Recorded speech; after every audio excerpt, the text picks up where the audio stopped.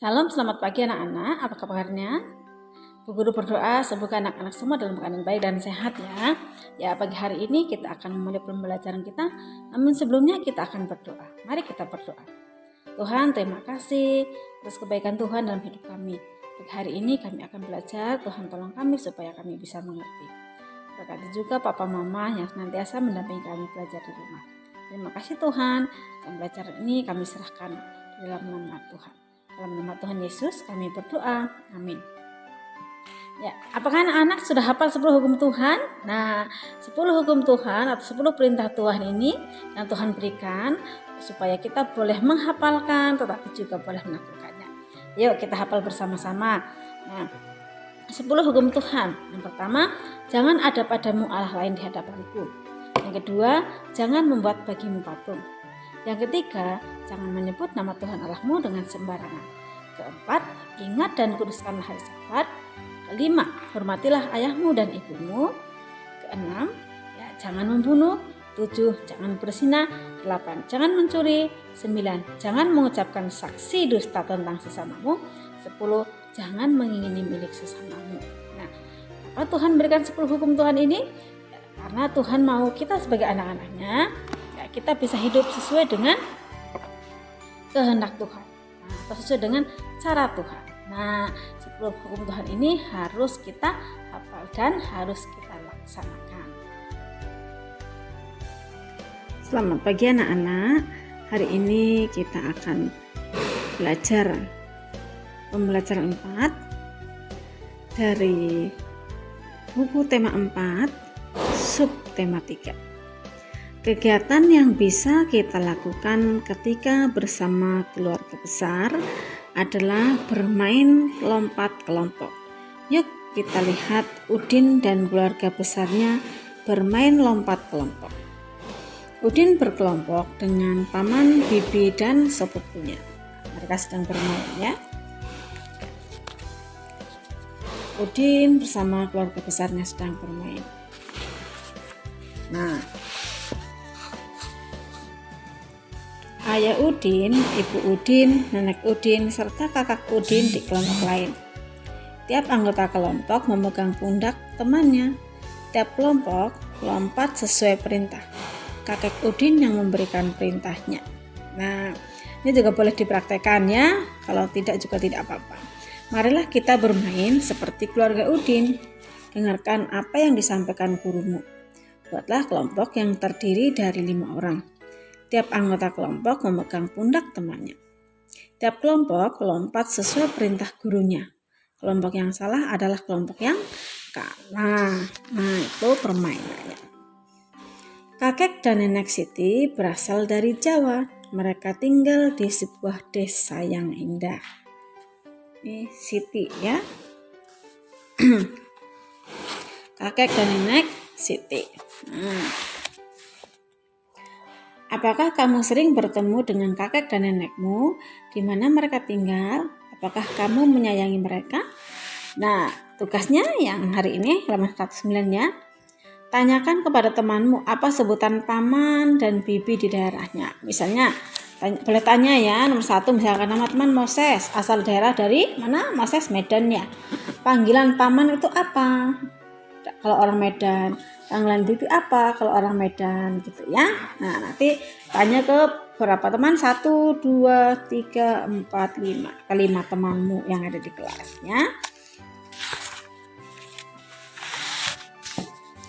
Udin memperkenalkan keluarganya. Pilih kata yang tepat di dalam kotak di bawah ini. Nah, ini adalah Bapak Rahmat, titik-titik saya. Nah, Pak Rahmat itu siapanya Udin ya. Nah, titik-titik saya seorang guru. Titik-titik saya bernama Dita. Titik-titik saya bernama Aisyah. Titik-titik saya bernama Jamal. Pilih jawabannya di sini. Ayah, paman, sepupu, kakek atau bibi. Nah, jadi yang di kotak ini untuk menjawab pertanyaan nomor 1 sampai nomor 5. Ya, kerjakan dengan teliti. Keluarga besar Beni memiliki foto bersama. Apakah keluarga besarmu memiliki foto bersama? Beni ingin menggambar foto keluarga besarnya. Benny sedang menggambar keluarganya. Benny menggunakan alat dan bahan menggambar. Berilah tanda centang, ya. Mana alat dan bahan untuk menggambar? Beri tanda centang. Mana yang untuk menggambar? Apakah ini? Kan ya. Centanglah alat yang dipakai untuk menggambar, ya. Gampang ini halaman 111, ya. Lalu yang terakhir halaman 112, di fotokopi gambarlah keluarga besarmu di sini. Ya, di halaman 112, ya. Nah, ke pembelajaran 5. Bermain bersama riang gembira. Hati senang tiada terkira, walaupun pilihan kami kadang berbeda, dengan berbagai tak ada kecewa. Ya. Nah, ceritakan tentang saudara sepupumu, apa kegiatan yang disukainya, serta permainan yang kamu mainkan bersama saudara sepupumu. Apakah kamu senang bermain bersama saudara sepupu? Nah, Lani dan adiknya senang mengukur panjang benda.